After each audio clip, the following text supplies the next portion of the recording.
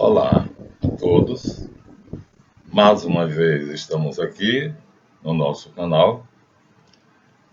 Desta feita, a minha proposta é uma reivindicação do direito de resposta, de defesa, que, portanto, espero que o canal YouTube me conceda, porque acabo de ser chamado de ignorante num vídeo do canal do Firula, explicando o principal argumento, segundo ele, do design inteligente, que seria a complexidade irredutível. Em princípio, vamos provar neste vídeo que ele está errado, né? A complexidade irredutível, embora sendo muitas vezes mencionada pelos defensores do design inteligente, eu, por exemplo, não a aprovo, nunca a utilizei, então vou colocar nesse vídeo, como já coloquei no anterior, Jacques Monod e Michael Burry, né, quais são, de fato, os fundamentos do design inteligente. Então, o excelentíssimo senhor Firula, no seu vídeo que está no YouTube, diz que todos os expositores do design inteligente usam este argumento como uma falácia e que eles sabem disto, mas eles contam com a ignorância dos seus espectadores. Isto me inclui, porque eu não apenas assisto os vídeos, né, do professor Marcos Eberlin e leio os livros sobre o design inteligente, como também defendo o design inteligente.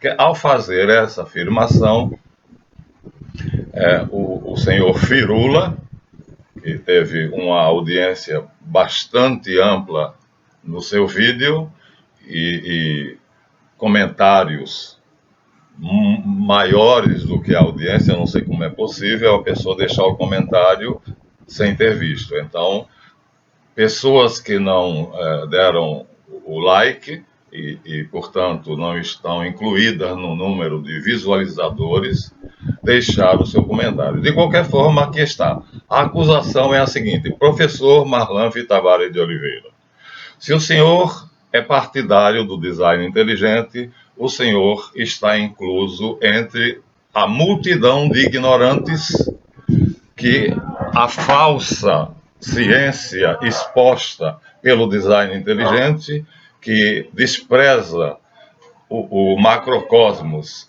e vai justamente às descobertas mais recentes da bioquímica, que é ao microcosmos, né, ao núcleo celular, o que não é verdade, né? Estamos aqui hoje para dizer que isto não é verdade. Temos um vídeo no YouTube, né, que é do canal Atec Info, muito bom, né, que explica que as últimas pesquisas que estão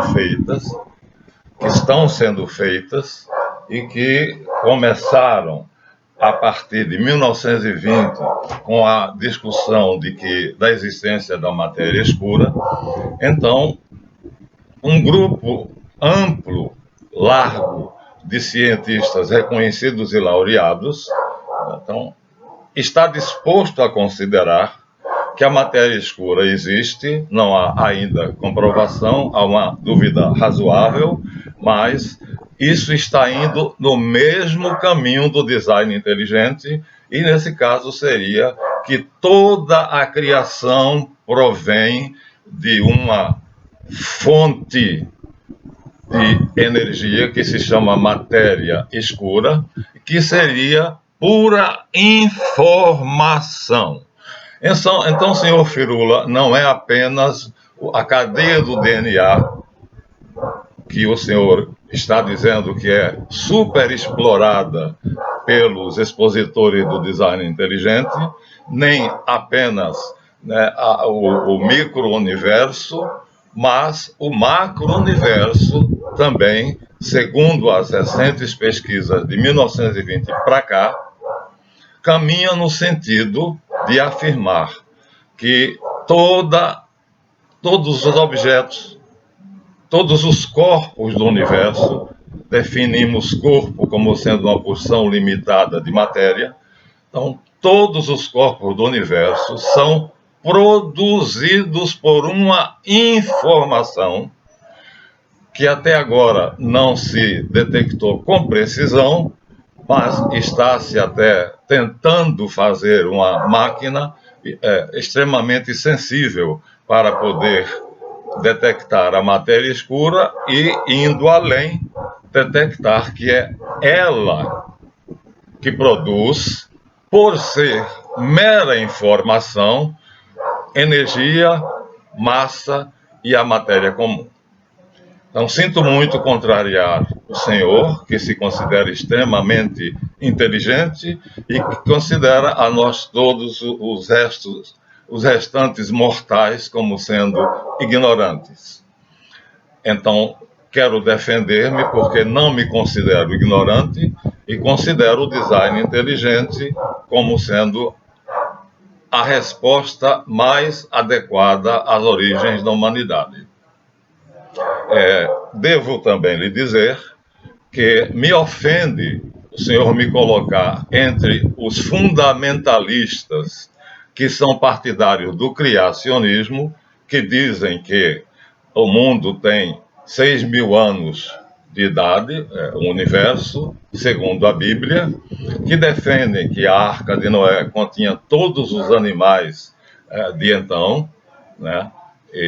Então, muitos estão morrendo, porque o que nós estamos vendo pelos ecologistas é o desaparecimento de muitas espécies. Curiosamente, a evolução não está funcionando, substituindo essas espécies que estão desaparecendo. Mas não sou fundamentalista, né? Tenho a minha religião, mas na hora de pesquisar me torno completamente ateu. Então, não aprecio a obra dos fundamentalistas, não acredito em Adão e Eva. Aliás, o próprio Papa Francisco disse em um pronunciamento recente na Praça de São Pedro, né, na catequese que ele fez belíssimamente, que Adão e Eva são metáforas, não existiram de fato. Nunca deve haver existido um homem e uma mulher, um casal original, com o nome de Adão para ele e Eva para ela. Fique esta informação para o senhor, que não deve ouvir o pronunciamento da igreja, nenhum dos membros da sua hierarquia. E para lhe contrariar mais ainda, vamos te informar que a neurociência também está indo no mesmo caminho. Então, não somente o macrocosmos pelos astrofísicos, né, como o design inteligente pelos bioquímicos, químicos e biólogos, mas também a neurociência, né, está muito empenhada em comprovar que o cérebro humano foi projetado para ter uma experiência espiritual. Isto está dito num dos livros do mais emérito professor da Universidade de Espanha, que é El Cérebro Espiritual. Então, veja só, para seu desgosto, né, o professor Newman, que vamos dizer assim, recebeu uma parte do Hospital St. Mary nos Estados Unidos para desenvolver suas pesquisas a respeito do cérebro espiritual, ou seja, da programação do cérebro humano para ter uma experiência com a espiritualidade.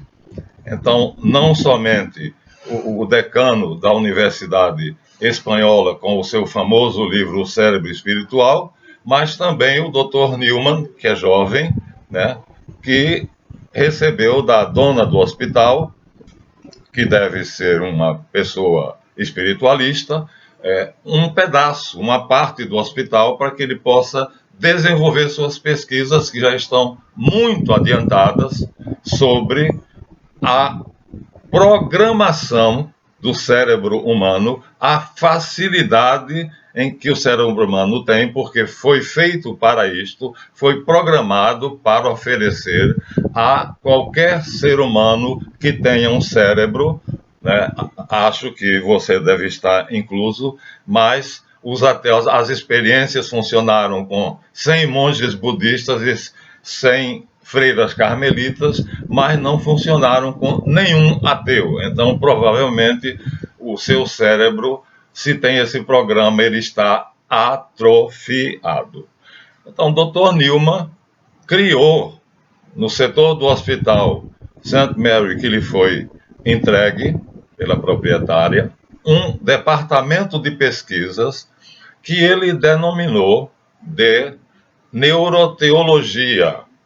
Olha só, já temos, portanto, uma disciplina nova dentro da neurociência, que se chama neuroteologia, que pretende estabelecer a ligação profunda entre a atividade do pensamento, a atividade do cérebro humano e a vida espiritual do homem, as ambições de transcendência que nós alimentamos.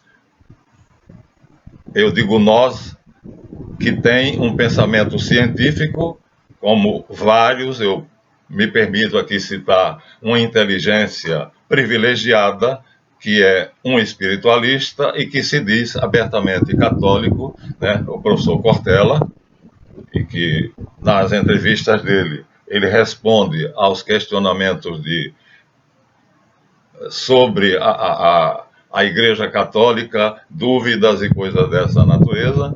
Então, acredito que o senhor se excedeu sobremaneira, que o senhor foi desrespeitoso, foi desonesto, porque ao nos colocar, né, como os fundamentalistas, que são criacionistas e estão procurando os vestígios da Arca de Noé, e as provas de que Adão e Eva viveram no paraíso, não é esse o caso do design inteligente, né? Fica bem claro aqui para o senhor e para os quantos mais, porque encontrei também artigos escritos, né, que classificam os defensores do design inteligente, os partidários dessa teoria científica magnífica e que responde muitíssimo bem às exigências do nosso tempo, que não foi construída somente para combater o darwinismo, mas para chegar à verdade sobre a nossa origem, quando se percebeu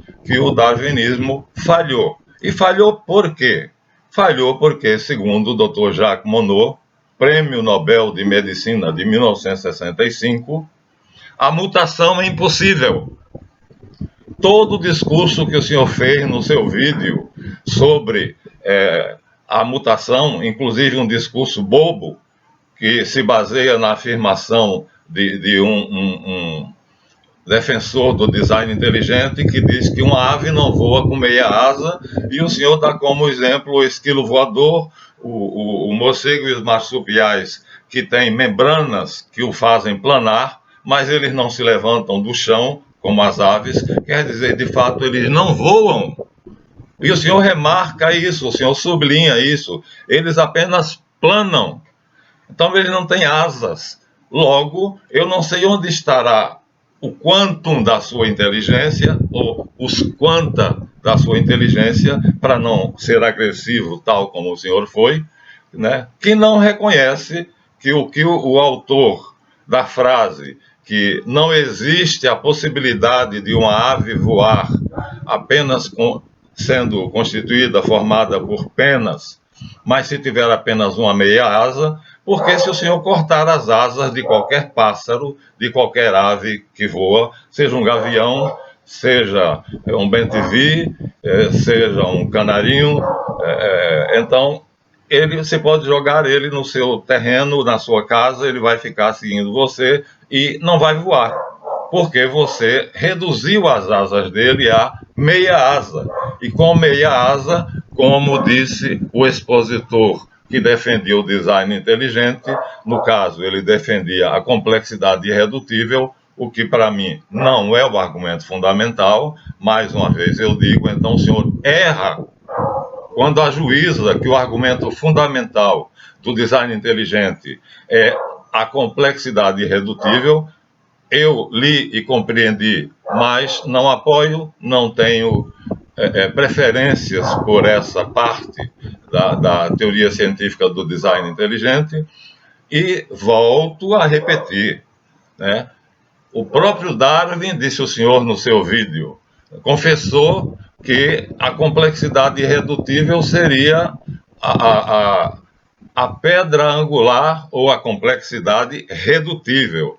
Quer dizer, o passo a passo na evolução seria a base da sua teoria. Não, não é verdade. Se Darwin disse isso, ele também tinha uma inteligência pouco apta ao raciocínio lógico, porque a base do darwinismo e do neodarwinismo e do evolucionismo, ou dos evolucionismos todos, é a mutação.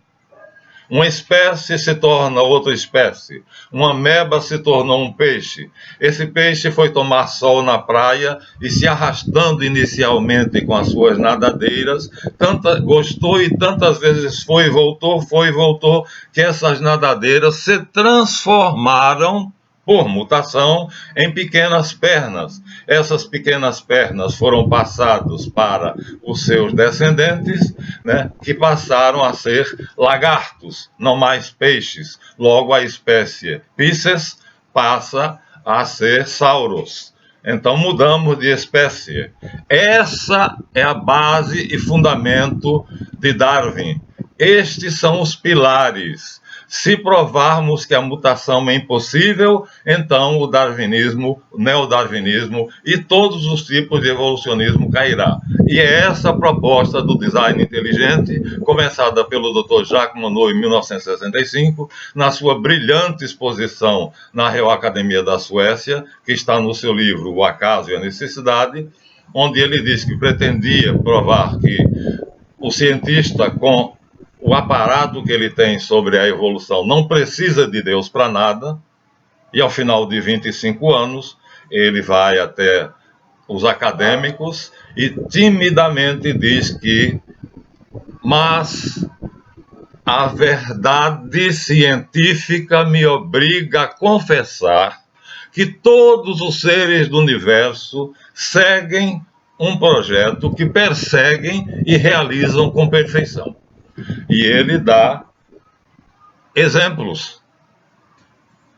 Seria longo e fastidioso se eu lesse o exemplo que ele dá, mas seria interessante você ler o capítulo A Cibernética Microscópica, onde ele menciona também a complexidade irredutível. Mas o capítulo que me encanta, o capítulo que ele fez para nós leigos, é exatamente chamado Objetos Estranhos. E nesse capítulo sobre objetos estranhos, ele faz a sua confissão de que... Vou ler um pedaço.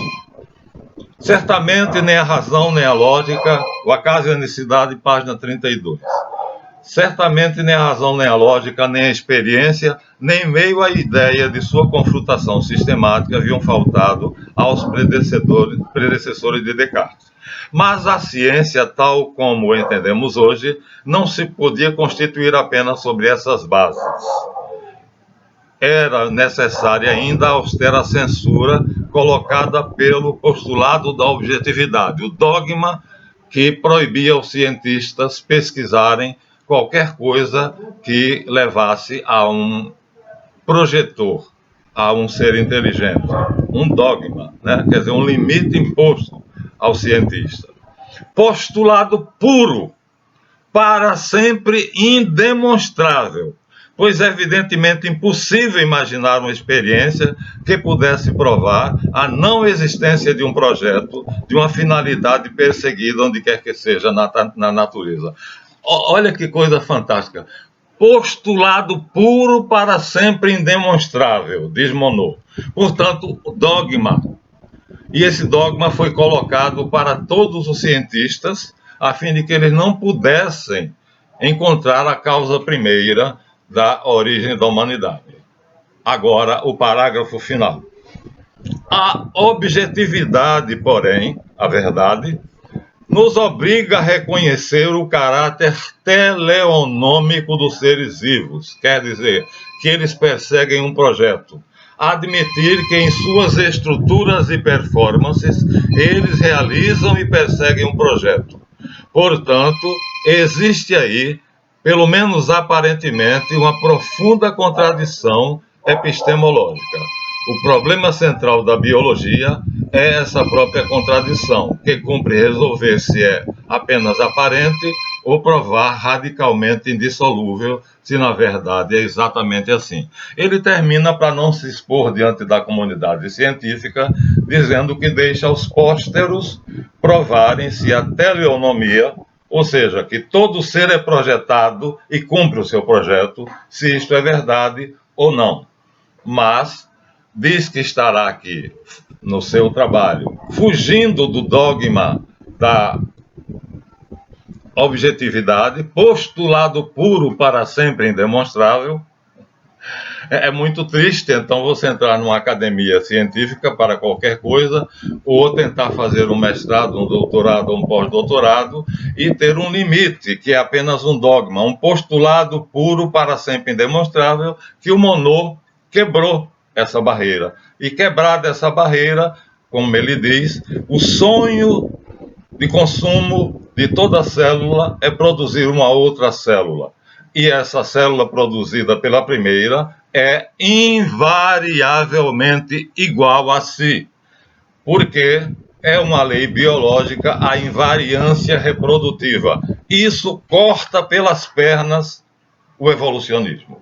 Não é possível a mutação. Há uma lei biológica que a torna irrealizável, que não é a complexidade irredutível, como o senhor está dizendo, né, e sim a invariância reprodutiva. E o segundo ponto do Dr. Monod é que há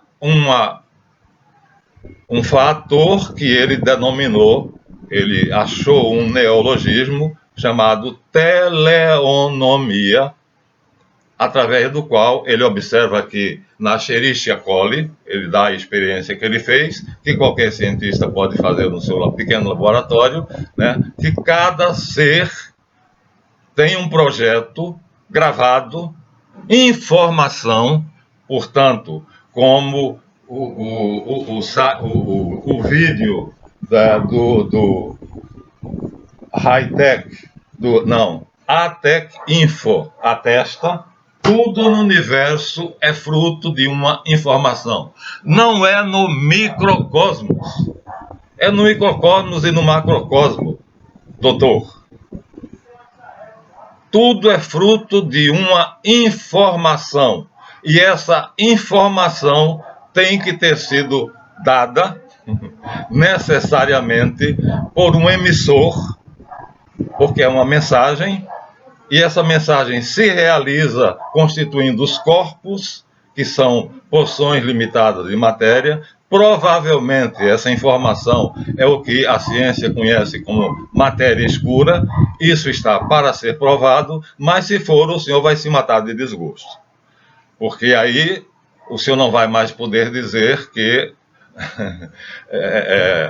só o microcosmos é explorado pelo projeto inteligente, né? E desde já remeto o senhor para o Dr. Rubia, que é o autor do livro El Cérebro Espiritual, então, da Universidade de Madrid, é decano da universidade e está empenhadíssimo, juntamente com o americano Dr. Newman, em provar que o cérebro humano, o meu, o teu não sei, porque você, sendo ateu, não tem essa capacidade, né, de encontrar o caminho no seu cérebro para ter uma experiência espiritual.